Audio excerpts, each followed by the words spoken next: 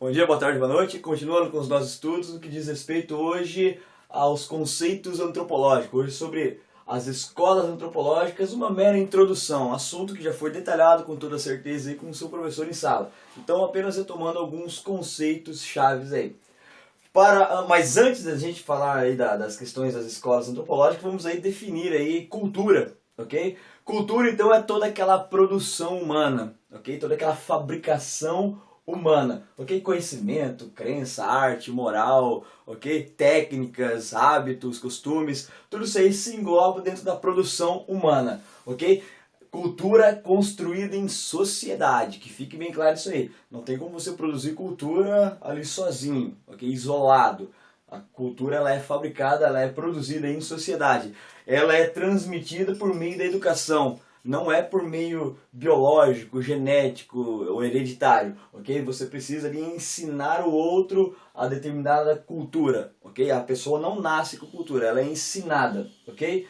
E somente quem detém cultura é o Homo sapiens sapiens, somente a nossa espécie que é dotada aí de cultura. Cultura aí que é ou seja, dentro de um organismo, dentro de um corpo cultural, dentro de uma organização cultural, ela acontece ou seja, entre as produções culturais, entre os corpos culturais. E é extra porque ela também aí, ela manifesta aí para fora do seu organismo, para fora do orgânico, do corpo orgânico cultural, ok? Então, inter e extra orgânico, beleza? Agora aqui, definindo um pouquinho aqui rapidamente as escolas antropológicas que teremos aí, a escola evolucionista, a particularista e a funcionalista.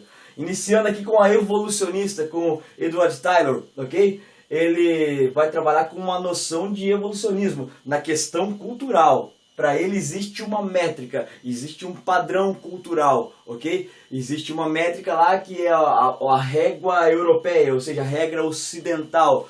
E as outras estão aí né, na parte de baixo, as outras são inferiores à cultura europeia, ok? Muito da sua teoria ela é pautada pelo iluminismo, ou seja, pela questão da razão, ou seja, então existem níveis de racionalidade. O nível racional do Ocidente, dos europeus, ele é superior, ele é supremo, e os outros ainda aí estão abaixo, ok? Então, para a escola evolucionista aqui no Edward Tylor, ok? Existe um padrão cultural e essa métrica é a métrica ocidental, a métrica europeia.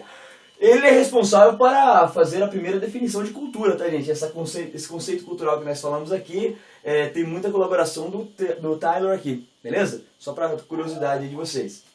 A escola particularista aqui com o Franz Boas, ok? Para ele é o seguinte, se existem diferentes pessoas, ok? Existem vários tipos de pessoas, diferentes pessoas, é porque existem aí diferentes culturas. Não existe essa ideia para ele de raça humana, ou seja, por exemplo, tem a raça, ele tem ali a espécie humana e a raça tal, a raça tal, a raça tal. Não, são culturas diferentes. Então esse conceito de raça para o Boas não existe, ok? Se existem diferentes pessoas, é porque existem diferentes culturas. E todas as culturas, todas são dotadas aí de capacidades mentais, ok? Todas as culturas têm capacidade de desenvolver aí cada vez melhor a sua cultura, beleza? Por que particularista? Porque toda cultura tem a sua particularidade, tem sua criatividade, tem sua originalidade. Esse é o critério universal que o Boas utiliza. Essa questão de toda cultura ser original, criativa, seja lá onde ela estiver, beleza?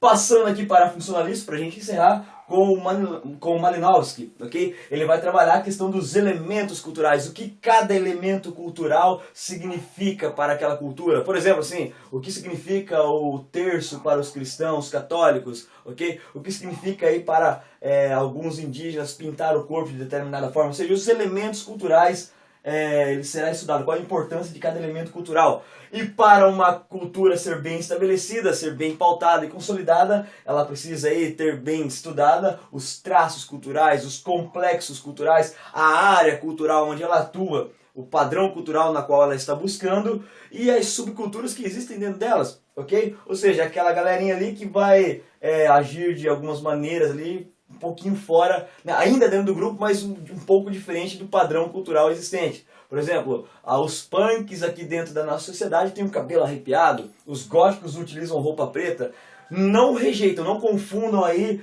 subcultura com contracultura. A contracultura rejeita. A subcultura tem alguns traços diferentes dentro dessa cultura aí, ok? Então, assim a gente encerra de maneira bem rápida as 3 escolas antropológicas para vocês, beleza? Até a próxima!